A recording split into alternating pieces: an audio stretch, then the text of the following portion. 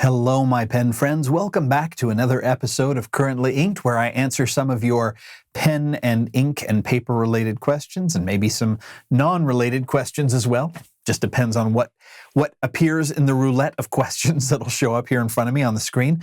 So I'm going to just go ahead and dive right in today and start with this question from Ted in Maine, who says, any chance for an update on your Kahakai with a gold nib? Can we just see that beautiful pen again? Why, yes, you can. So for those of you who are not familiar with the Kahakai, I will link to the full review of it in the show notes. This is from the Kanilea Pen Company. I picked it up at the DC show in 2016. It came with a steel nib. I eventually replaced the nib with a semi-flex nib from fpnibs.com. And this isn't inked right now, but you can see how the tines spread. It's a pretty soft nib here. I have another question earlier in the list about doing a full-blown analysis and in-depth look at the FP nibs, semi-flex nibs. I do have something like that planned, but it's going to come out in the regular season later on because I have a couple of their semi-flex nibs, and there's some distinct differences I have found between them. So I want to dive into that a little bit more, but it's still a gorgeous pen. And if you watched my top 10 personal favorite videos, this made an appearance at number 10 this year. So it is still on my to-do, or on my favorite pen list, my to-do list. Ooh. You can tell I've been sitting in this room for like 2 hours answering questions, can't you? I'm starting to stumble over my words more than I normally do, and that's saying something. All right, the next question comes from Clay in the mountains of Arizona, who says, I've been into fountain pens for almost a year, but I fell out for a few months. I struggle to find uses for my pens. I want to write a lot, but I just can't figure out what to write. I do some daily pages in the morning and a little bit of journaling during the evening, but I'd love to write more. I don't take notes for my university classes, and my job doesn't require much writing. Do you have any ideas or suggestions on how I can use my pens more? What I would tell you is probably the single greatest way to use your pens more is to write letters. Write letters to your family, write letters to your friends, write letters to other pen people. I've got a stack of letters that's almost a year old now of people who have written to me and I've written back. If you join the Pen Addict Slack channel or the FP Geeks, look for INCOWRIMO, INCOWRIMO threads. That's the International Correspondence Writing Month. So there's lots of ways to write letters, but what I think you'll find is if you write to friends and family, especially people you're not in super close contact with, they will love it. They may never write back, but they will love getting handwritten letters. It's so rare these days. So that's what I would suggest. The other thing is if you want to write more, think about writing reviews, and not just of pens, but of movies or the restaurants, or write a book, write essays or articles, or even if you never expect them to get published. But if you want to write more, that's a really good way to do it. So those are a couple examples that stick in my head. I'd love to hear what other people do to use their pens more. Just leave your suggestions down in the comments here on YouTube. This next question is a fun one. It's from Joel in Ireland, who says, I'm a philosophy prof here in Ireland, and I just encountered a real-life practical dilemma, well, actually a trilemma, with one of my classes. Do you or your Q&A viewers think I did the right thing? Either way, here's a lesson for all of us in it. In the middle of the final exam, one of my students ran out of ink and asked me to borrow a pen. I'm one of the nice profs, so I wanted to help. The TA didn't have a spare pen, so I checked my pen case to see what I had. Number 1, a TWSBI Eco filled with diamine Havasu turquoise, but with a custom ground architect nib. Number 2, a Lamy Vista with a fine nib, but with my last converter full of limited SBRE brown ink. Number 3, a cross matrix filled with Rohrer and Klingner Solferino, but with a perfectly tuned but sensitive nib, and one that my wife had engraved for me. I literally ran a little risk assessment in my head and went for option 2. It's disappointing to have now run out of SBRE brown, but 1 and 3 risked harder to reverse kinds of physical damage. Did I make the right choice? And the moral of the story is always carry a Bic crystal for lending. So, for starters, I think you picked the wrong moral. The moral of the story is always have a Pilot Metropolitan or a Lamy Safari with an unpunctured cartridge that you can lend out to people, because it is your goal as a fountain pen enthusiast to try to spread the disease. And you can't do that if you're loaning out big crystals, says the Matt. As for did you make the right choice, you made exactly the choice that I would have made. I would not give an architect grind to someone unfamiliar with fountain pens, because I find architect grinds are very uncomfortable for some people to use. Even regular pen people sometimes don't like architect grinds, so that I wouldn't have done that. A perfectly tuned but sensitive nib, again, I would not have done that, especially as the pen was engraved by your wife. There's going to be a more sentimental attachment to the pen. So yeah, it was only one converter of SBRE Brown. If that was the very last converter, chances are you had plenty of time to use it. You wouldn't have had it around for much longer anyway, because one converter isn't that much ink, and there are other colors out there that can be pretty similar to SBRE Brown. So you did exactly what I would have done, and if the viewers feel differently, leave your comments below. Greg in Waukesha, Wisconsin says, would you please present a simple list of the top 3 to 5 wettest and 3 to 5 driest inks? Make the list for the basic colors, black, green, red, blue. Don't worry about the color, just the wetness, dryness. Thank you. I can't. And I'll give you a little bit of guidance in terms of brand, but I cannot tell you the wettest and driest inks, because in all honesty, I almost never pay attention to wetness and dryness. It just doesn't seem to be an issue for me, with a couple of exceptions. In terms of wettest brands, I think I'm going to start with driest first. I think driest is probably a better way to go here. Driest brands of ink, in my mind, the standard J. Urban inks tend to run pretty dry.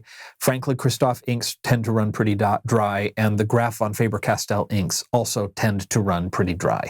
I would put those probably in my top 3 to 5 brands of driest inks. Wettest inks, I don't know that I would really be able to. I think De Atramentis would probably fall up near the top of wettest inks. Aurora, blue and black are very wet inks, in my opinion. Yeah, I think the rest of the inks, I don't know that I would find them particularly wet or particularly dry, with the possible exception of Private Reserve Tanzanite, which is supposed to be the laxative of inks. I don't really use Private Reserve inks anymore, so, the thing about wet inks is I find that there really is no such thing as a ink that is too wet in most cases, and most of the wetness problem is not in the ink, it's in the pen. So that's probably not what you were hoping for, but that's as far as I'm comfortable going, because I don't know that I don't have the encyclopedic knowledge of how wet or dry an ink is, because that is so dependent on the pen you put it in. And I have not tested all of my inks in the same pen, so I know how they perform under all the exact same conditions. So that gives you a general idea from a brand standpoint, but above and beyond that, I don't know that I'd be able to be much more help. All right. The name of the series is still called Currently Inked, so let's take a look at a currently inked pen. This is an Omas Bologna in the Caramello finish. This was an exclusive 50-unit run that was done for Farney's, the pen retailer in the Washington, D.C. area, made of this really pretty kind of brownish, grayish, blackish resin with these caramel-colored swirls throughout. This is number 16 of 50. This was sent to me by a very generous viewer named Mark, so thank you, Mark. And beautiful pen. I'm working on one of my shorter reviews, the Pen Précis video. I have seen pronunciations online of a couple of different ways of that. So I've seen précis and précis. I don't know. Short video, short review. That's what we'll call it. It's a very pretty pen. I've reviewed the Omas Bologna Noti di Bologna before, which is the orange pen with the blue, dark blue swirls in it, and I liked it a lot. But this one's very pretty too. So, and I have that inked. I gotta do the cover up again because I've got another pen that's inked with a color that is still under embargo, and I can't talk about it yet. But I've got the Omas Bologna Caramello inked with Bungubox Omaezaki yellow sweet potato. I thought I knew what this color was. I was wrong. I actually don't like this ink very much. This is one of the inks that I'm going to be getting rid of from my collection because it is way too bright for me. So, it's kind of a cool color. You don't see a lot like it, but I'm just not a big fan personally. So that's one of my currently inked pens at the moment. Let's get back to your questions. Patricia in London asks, why do you always say iridium in quotation marks? The reason I do that is because most fountain pen nib tips are not actually made of iridium. They are called iridium because that's what they were made with initially, but these days, there are all different kinds of alloys that make up a nib tip. Very rarely is it actually 100% pure iridium. I don't know what they're made of, generally speaking. I'm sure there's lots of information about that out there in the various forums and things like that. But generally speaking, people call it iridium just out of habit and kind of like everyone calls facial tissues Kleenex. It's almost like it's become the brand for nib tipping, but it's not actually iridium. So that's why I do that. Jackie in New Zealand asks, have you ever used a Waterman Edson? If so, thoughts. If not, would you have any intention to? I have not used a Waterman Edson. I don't know much about the brand. Modern Waterman pens are not real high on my visibility list. I don't know of a lot of retailers that really heavily carry or promote them. I probably would not buy one for myself, but if one was sent to me for review purposes, I would happily review it. And that's kind of where I'm getting with a lot of my reviews these days. A lot of the pens that people ask me about, they're like, will you review this? Will you review that? And because I'm not buying as many pens as I used to, and I'm buying pens that I think I'm going to like more rather than buying them strictly for review purposes, whether or not I get to review them will be wholly dependent on whether one shows up in my mailbox. Because I'm just not, I'm not really interested in spending my money on pens I probably am not going to keep. I will do that some, and I'm working with some retailers and things like that to get loaner pens or gift pens for reviewing purposes that are pens that I probably wouldn't buy on my own. So we'll see what happens. I'm not saying no, but chances are I will probably not buy one of my own volition, simply because I don't know that that's one that I would be keeping around in my collection. So this last question comes from Bob in Houston, who asks, I'm thinking about purchasing an Edison Collier pen. I was just wondering what about this pen would make it worth $150 when a comparable pen, the Conklin Duragraph, is priced at less than $50. So I'm a fan of Edison pens, and I'm not a fan of Conklin pens, based on my experience up to this point. And I would argue that they're not really that comparable.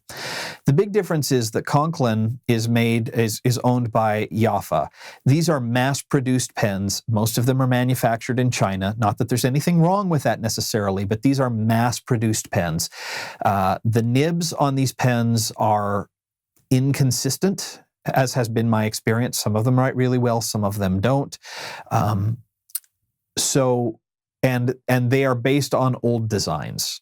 Again, nothing wrong with that, but the difference between an Edison pen and a Conklin pen is that Edison pens are a much smaller batch, much less mass-manufactured product.